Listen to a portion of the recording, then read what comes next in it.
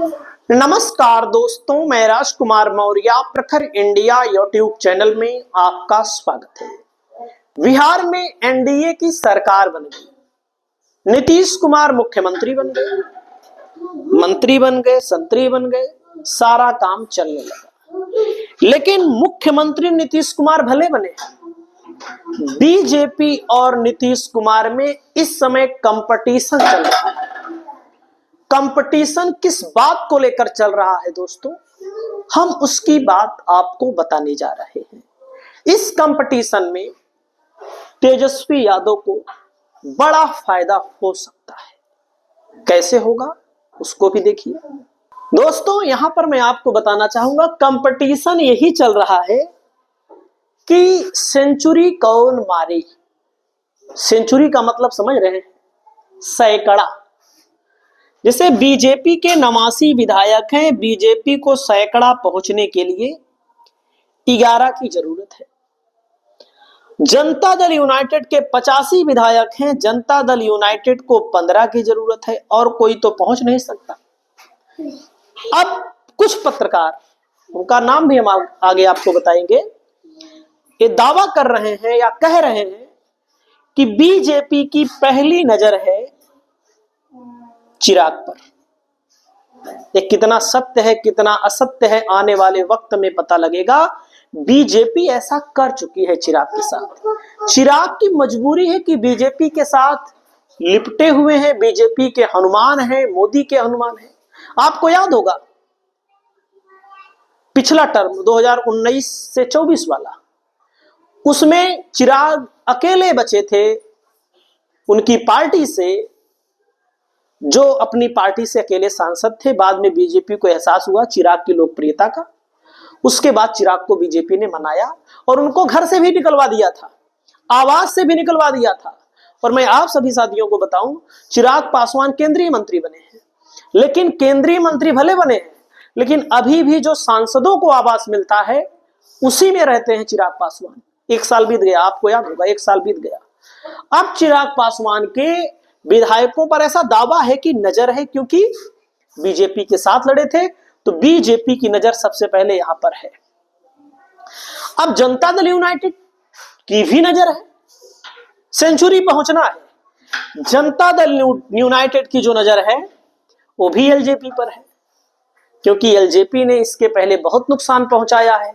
नीतीश कुमार ऐन वक्त पर बदला लेने की कोशिश जरूर करेंगे।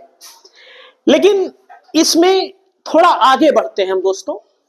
हम बात करते हैं, यहां पर नीतीश कुमार मुख्यमंत्री बने हैं, प्रोटेम स्पीकर भी बनाया जा चुका है, और स्पीकर को लेकर लगातार खींचतान इसलिए है कि स्पीकर जिसका होगा, अगर स्पीकर बीजेपी ने बना लिया तो बीजेपी का पलड़ा भारी होगा।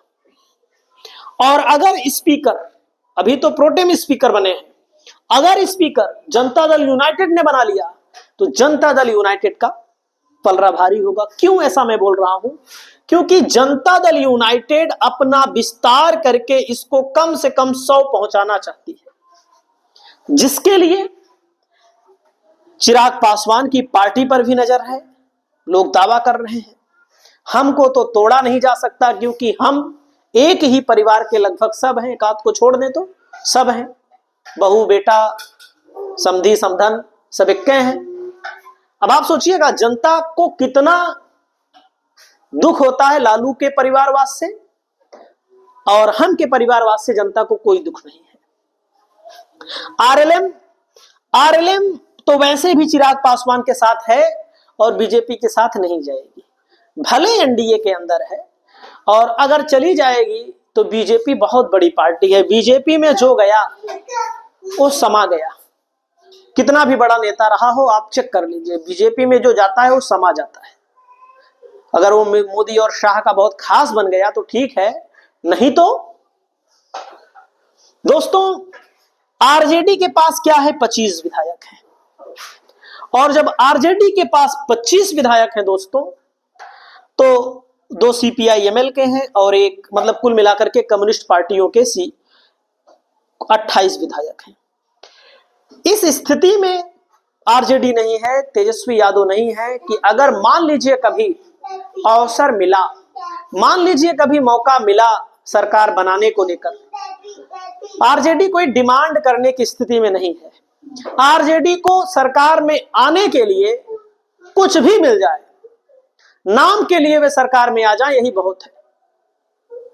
पहले डिमांड हुआ करती थी, खींचतान हुआ करती थी मंत्रालय को लेकर, पद को लेकर, मुख्यमंत्री को लेकर। अभी पिछली वाली सरकार में जब नीतीश कुमार भाग के गए, लेकिन अब आरजेडी की वो चीज नहीं रह गई है। तो दोस्तों, यहां पर लोग दावा कर रहे हैं कि आने वाले समय में कांग्रेस भी टूट सकती है। कांग्रेस के विधायकों के पास बताया जा रहा है कि फोन भी जा रहा है।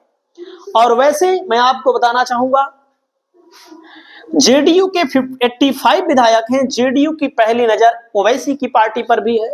ओवैसी के 5 विधायकों में से लगभग 4 विधायकों के टूटने की संभावना है, ऐसा लगातार जानकारी भी मिल रही है।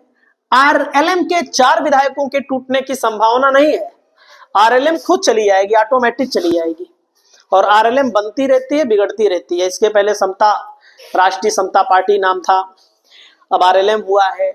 और वैसे भी आप सब जान रहे हैं कि जो मंत्री बने हैं उनके बेटे दीपक प्रकाश, वो कहाँ हैं? वो भविष्य में एमएलसी जेडीयू से ही बनेंगे। और बड़े राजनीतिक पंडित, बड़े राजनीतिक विश्लेषक दावा कर रहे हैं कि भविष्य में आना तय है। बीएसपी के विधायक का कोई ठिकाना नहीं है, आप सबको पता है, किसी से बताने की कोई जरूरत नहीं है। तो दोस्तों, कुल मिलाकर के आईआईपी जो पार्टी है, इंडियन इंक्लूसिव पार्टी, ये तो संकेत ही दे रही है कि हम तो मौका मिला तो चल देंगे। तो कहने का मतलब है दोस्तों, अब एक खबर जो है धीरे धीरे चलना शुरू हो चुकी है कि एक बार फिर दोनों चाचा और भतीजे, अभी नहीं, हो सकता है थोड़ा टाइम लगे, और नीतीश कुमार बाह फैला करके भतीजे को लेना चाहे। लेकिन अब आने वाला वक्त बताएगा। और मैं आपको बताना चाहूंगा, तो दोस्तों, नीतीश कुमार लगातार अपने जुगाड़ में जुट गए हैं। नीतीश कुमार से बड़ा राजनीतिक इस देश में इस वक्त कोई नहीं है। भले नीतीश कुमार मुख्यमंत्री हो, प्रधानमंत्री नरेंद्र मोदी प्रधानमंत्री हो, बीजेपी हर हाल में कोशिश करेगी कि अब की बार बिहार में अपनी सरकार बनाए। वो तोड़ने की भी कोशिश करेगी, फोड़ने की भी कोशिश करेगी, अलग अलग पार्टियों को अपने साथ मिलाने की भी कोशिश करेगी, क्योंकि बिहार में नीतीश कुमार लगातार मुख्यमंत्री बने हुए हैं। और बीजेपी की आखिरी तमन्ना यही है, बाकी और कोई तमन्ना नहीं रह गई है बीजेपी की। भाई, हर राज्य में बीजेपी ने हिंदी बेल्ट में अपना मुख्यमंत्री बना लिया, बिहार में नहीं बना पा रही है। भले सरकार में है, सत्ता में है, लेकिन नीतीश कुमार बहुत बड़े गणितज्ञ हैं, बहुत बड़े इंजीनियर हैं। और अब धीरे धीरे आपको अन्य चीजों पर भी सामना देखने को मिलेगा। कई विधायक एक दूसरे पार्टी में शामिल होते हुए दिखाई भी देंगे।